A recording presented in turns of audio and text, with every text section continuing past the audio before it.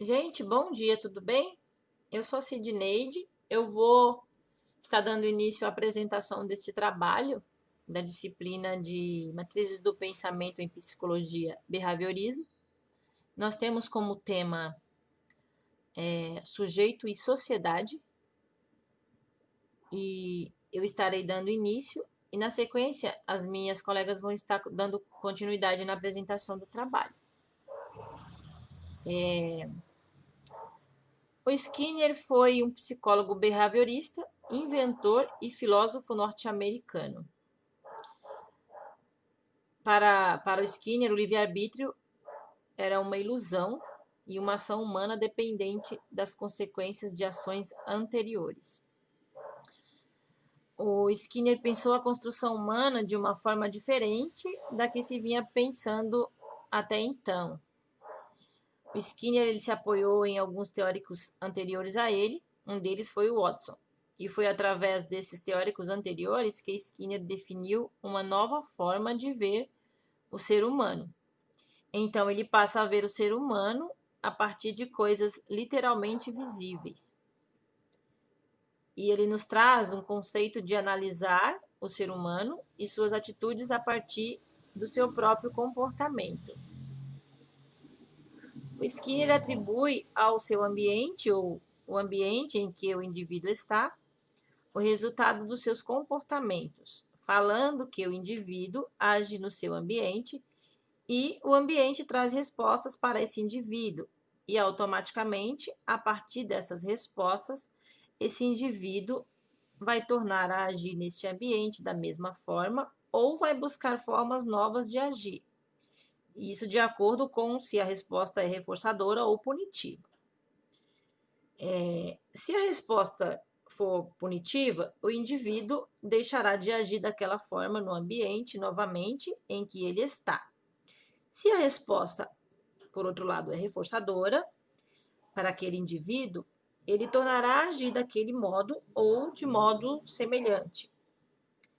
O Skinner ele traz uma nova forma de se pensar e se ver o ser humano, entendendo, então, o ambiente no qual este ser humano está inserido.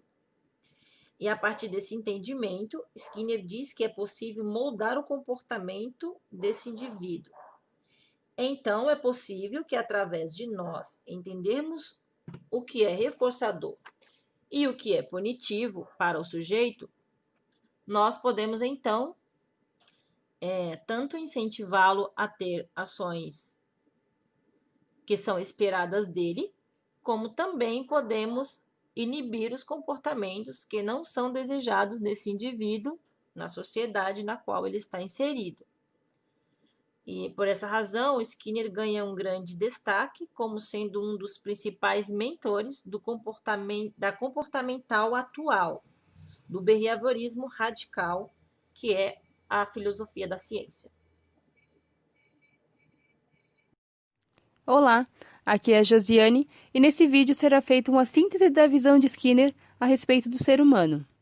Skinner, ele é o fundador do behaviorismo radical, a filosofia que dá sustentação à ciência da análise do comportamento. Quando falamos de Skinner, não há dúvida que ele defende uma visão determinista da natureza humana, ou seja, conceitos como livre-arbítrio e escolha pessoal não têm espaço na análise behaviorista, pois as pessoas não são livres, são controladas por forças ambientais. Na visão de Skinner, o homem age sobre o mundo, mas ele não age sobre o mundo movido por causas internas espontâneas. As causas das ações do homem, elas podem ser rastreadas até sua fonte que estão fora dele. Na visão de Skinner, quando as pessoas controlam suas próprias vidas, elas os fazem porque foram instruídas a interferir no ambiente externo para que, de alguma forma, essa interferência possa trazer resultados concretos e satisfatórios. Nós nos instruímos pelos contatos com as pessoas mais experientes, seja através dos estudos, experiências vividas, momentos, e esses momentos, eles tendem a reforçar os comportamentos que trazem melhores resultados. O comportamento humano é extremamente complexo, mas ele funciona de acordo com determinadas leis. Até meados do século XIX, muitas pessoas acreditavam que os vermes surgiam nos corpos dos animais mortos no processo de geração espontânea. E, obviamente, essa afirmação não corresponde à realidade. As larvas, elas não surgem espontaneamente, elas surgem dos ovos deixados pelas moscas. Na visão de Skinner, a geração espontânea das larvas é uma explicação tão fictícia quanto é hoje a explicação da geração espontânea do comportamento. O comportamento casual ou aleatório pode parecer resultado de livre-arbítrio, mas não é. Ele é resultado de variáveis ambientais e genéticas. As pessoas, elas não são autônomas. A ilusão da autonomia persiste devido ao entendimento incompleto a respeito da história de vida das pessoas. É normal que quando as pessoas falham em entender um comportamento, elas os atribuem a um conceito interno, como, por exemplo, livre-arbítrio, valores ou motivações. Vale a pena ressaltar que Skinner aceita que as pessoas são capazes de refletir sobre seus próprios comportamentos, mas ele também afirma que essa capacidade de reflexão é um comportamento que está submetido às mesmas leis das demais, e não ao livre-arbítrio, e que tal comportamento pode ser observado e estudado como qualquer outro. Apesar de Skinner ter uma visão determinista da natureza humana, ele é bastante otimista. Como o comportamento humano é moldado pelos princípios do reforçamento, a nossa espécie é muito adaptável, pois de todos os comportamentos emitidos, são aqueles que trazem os resultados mais satisfatórios é que tendem a se repetir no futuro. Então, as pessoas aprendem a viver de forma mais harmônica com o seu ambiente. Skinner sonha com a sociedade idealizada, no qual as pessoas se comportariam de forma mais amorosa, democrática, independente e benéfica. Evidentemente, Skinner sabe que as pessoas não são assim por natureza, mas ele também sabe que as pessoas não são naturalmente más. Dentro dos limites estabelecidos pela hereditariedade, as pessoas não são boas nem más, elas são flexíveis em sua adaptação ao ambiente. Por exemplo, se uma pessoa geralmente se comporta de modo altruísta, ou seja, em benefício dos outros, isso significa que esse comportamento foi reforçado previamente. Da mesma forma que se uma pessoa se comporta de forma covarde, isso significa que os benefícios da covardia superam as consequências aversivas. Então, as pessoas podem ser ensinadas a alterar as variáveis ambientais de modo que o ambiente favoreça a ocorrência dos comportamentos mais desejáveis. Os comportamentos, segundo Skinner, são causados pela história de reforçamentos vividos por cada pessoa, assim como pela genética da espécie e pela evolução da cultura.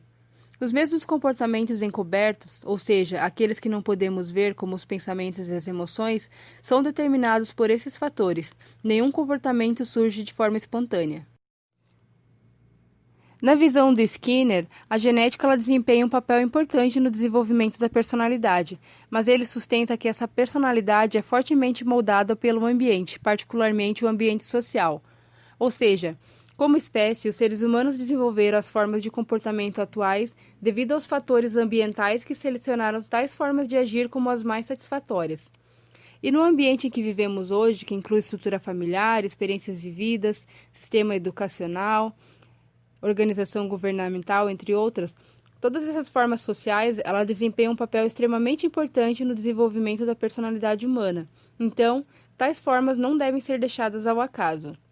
A personalidade ideal, na visão de Skinner, é a mesma idealizada por Carl Rogers e Abraham Maslow. Quer dizer, uma personalidade confiável, compreensiva, calorosa e empática. De toda forma, para Skinner, os meios que favorecem o desenvolvimento desse tipo de personalidade não devem ser deixados ao acaso. Eles devem ser especificamente planejados e incorporados às estruturas sociais.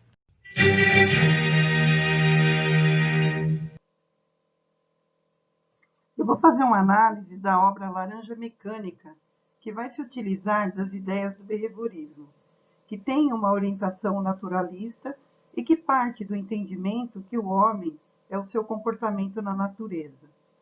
A corrente teórica behaviorista tem como objetivo a previsão e o controle do comportamento. Ela compartilha da ideia de concepção de homem como um ser humano passivo, moldável a partir do meio que ele vive. Ou seja, manipulando os estímulos ambientais, é possível modificar o comportamento do ser humano. A obra Laranja Mecânica foi escrita por Anthony Burgess em 1962 e mais tarde reproduzida no cinema por Stanley Kubrick em 1971. A história tem como personagem principal o jovem Alex.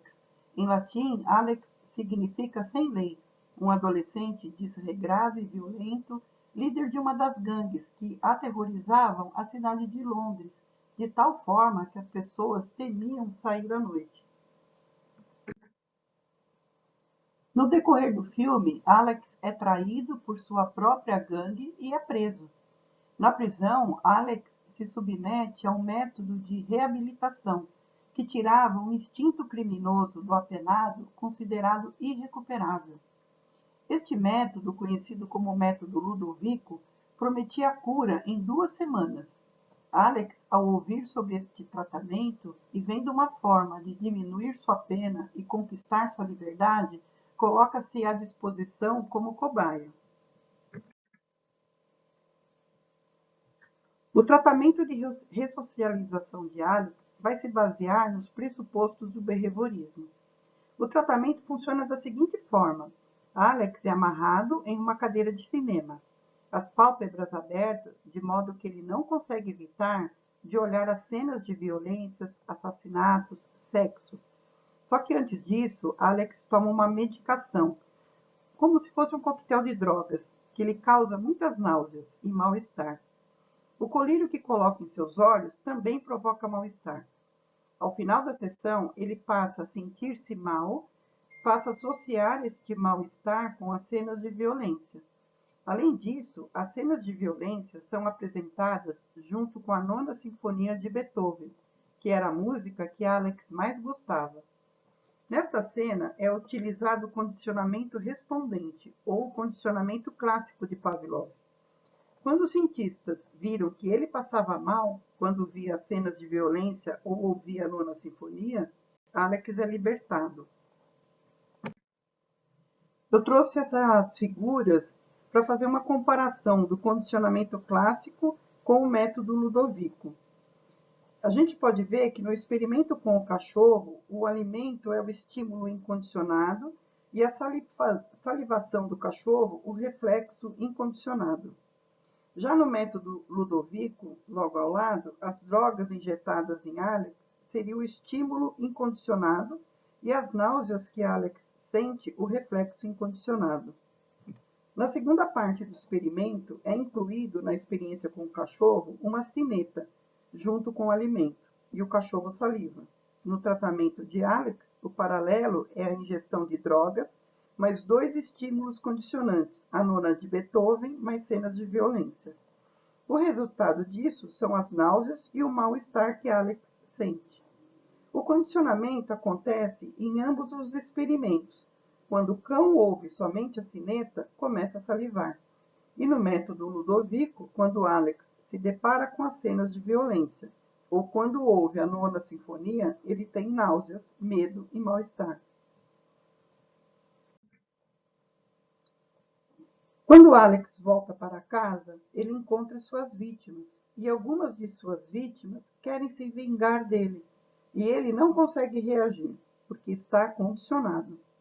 Para essa violência que estão cometendo contra ele, Alex tenta se matar. Ele não morre, fica hospitalizado e se livra da marca de condicionamento pela falta de reforço. E fora da marca de condicionamento, todas as suas violências mentais voltam totalmente. A obra faz uma crítica ao behaviorismo com a apresentação do método Ludovico. Skinner nunca gostou de punição. Ele achava que a punição poderia gerar efeitos indesejáveis. Quanto à delinquência, Skinner acreditava que não deve só olhar para o indivíduo. Não é só modificar o comportamento de um delinquente. Tem que se olhar para o ambiente e achar o que está reforçando o comportamento do sujeito. Qual a importância desse experimento para a psicologia? Watson, o fundador do behaviorismo, fez do reflexo condicionado sua principal ferramenta de pesquisa. Quando Watson fundou o behaviorismo, foi uma revolução. Ele queria criar uma psicologia realmente científica, ou seja, centrar-se no comportamento observável e comportamentos que podem ser medidos e quantificados. O maior behaviorista depois de Watson foi Skinner, criador do behaviorismo radical, que estava no auge entre 1930 a 1960. O livro Laranja Mecânica foi escrito em 1962, época que o behaviorismo radical dominava a academia e principalmente a América. A ideia central de Laranja Mecânica é o livre-arbítrio, onde, pela razão, o homem deve escolher o melhor caminho.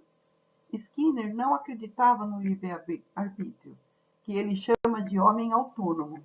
Na opinião dele, essa ideia de homem autônomo é simplesmente o que as pessoas não conhecem e não sabem explicar cientificamente, que, segundo ele, se prestarmos atenção no ambiente, vamos descobrir as causas do comportamento. Cabe aqui uma reflexão. O comportamento do homem é determinado ou o comportamento do homem depende de suas escolhas? E para encerrar, uma frase do Anthony Burgess. É preferível ter um mundo onde a violência é feita com total consciência à violência escolhida como um ato da vontade, do que um mundo condicionado para ser bom ou inofensivo. Obrigada. Olá, eu sou a Andrea e vou dar continuidade ao nosso trabalho. O behaviorismo radical foi e continua sendo alvo de inúmeras críticas. Uma delas esbarra em questões éticas, como se vê em declarações que acusa o behaviorismo skinneriano de reacionário e antidemocrático e é incapaz de lidar com valores. Skinner impugna essas críticas e, ao fazer isso, demarca seu posicionamento ético.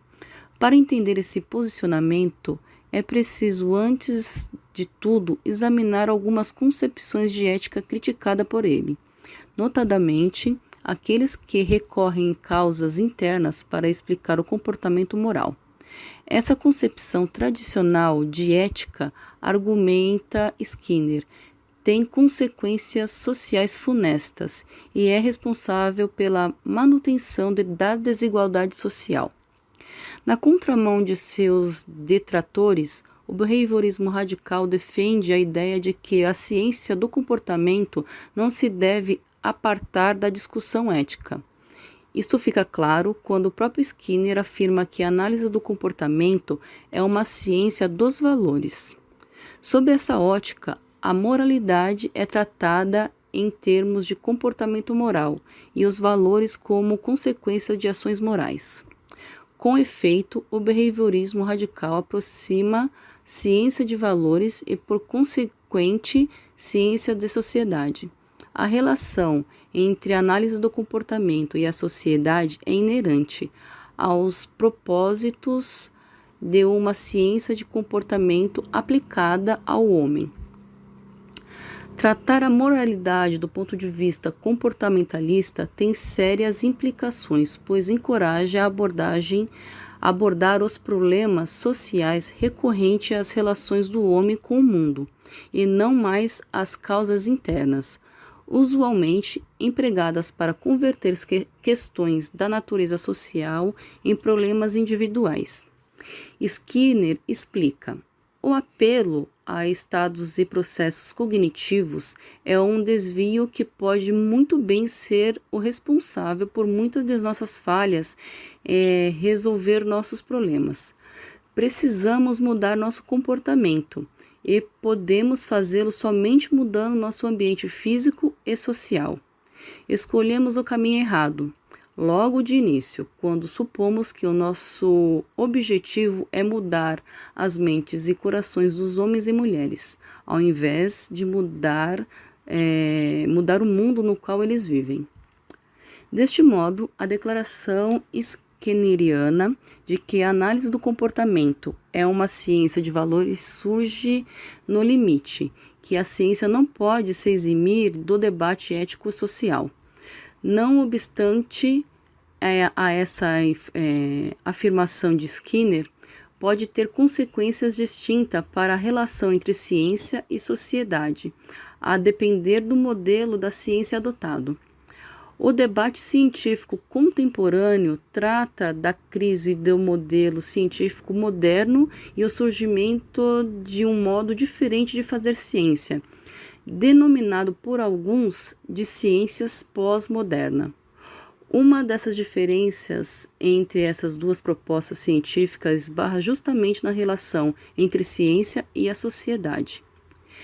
Tendo em vista a discussão dos diferentes modelos de ciência, é examinar possíveis encaminhamentos para a assertativa scanneriana, que a análise do comportamento é uma ciência dos valores.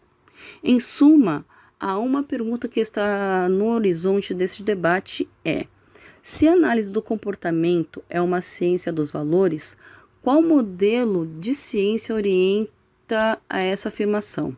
Moderno ou pós-moderno? A resposta a essa questão interessa a análise do comportamento, pois suscita uma reflexão acerca do tipo de relação que a análise do comportamento pode estabelecer com a sociedade. Olá, sou Adna Cruz e vamos falar brevemente sobre behaviorismo e propaganda. O behaviorismo é uma escola de pensamento psicológico baseado no conceito de condicionamento. É a área que defende a teoria de que é possível condicionar o comportamento de animais e humanos a partir de técnicas de condicionamento de estímulos exteriores, como sinais sonoros e até mesmo pequenos choques. John Watson, ele é considerado o precursor da teoria behaviorista e defendia que o comportamento dos indivíduos é tão suscetível de observação, controle e previsão como objeto de outras ciências naturais e exatas. Ok, até aí nenhuma novidade. Vamos à publicidade. A publicidade utiliza esses conceitos para condicionar o comportamento dos consumidores, aumentando a necessidade e criando desejos. Por meio de propagandas persuasivas, transforma necessidades primárias em secundárias. Assim, a necessidade de saciar a sede é substituída pela vontade de consumir determinada marca de refrigerante. O Watson, após alguns anos no academicismo, mudou de carreira e começou a trabalhar em uma grande firma de publicidade de Nova York. A ele é atribuída a respeitabilidade do uso do cigarro pelas mulheres. É mencionado que um anúncio da marca Lucky Strike, um cigarro da marca Lucky Strike, foi executada com sucesso por vários anos e que nesse anúncio havia uma frase de efeito que era: pegue um look em vez de um doce. Com toda a imagem de glamour associada ao uso feminino de cigarro, demonstrada por estrelas do cinema hollywoodiano, esta campanha pode ter sido bem sucedida devido também à repetição, pelo posicionamento do cigarro como um substituto de engordativos doces. Aí está uma das grandes contribuições de Watson para a publicidade e propaganda. Obrigada. Oi, bom dia.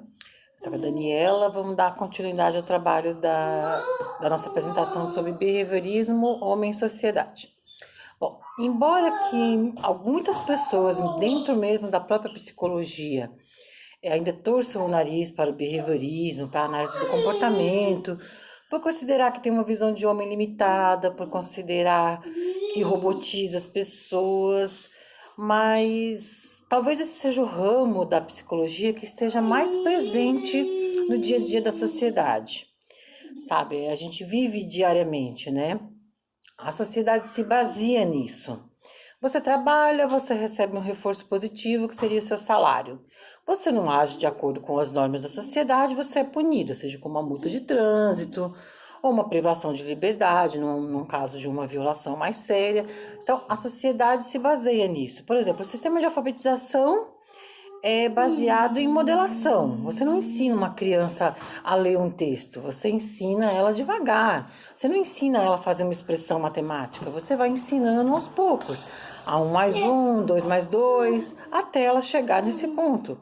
Isso é a modelação da análise do comportamento. Então, a análise do comportamento, ela está no dia a dia da sociedade.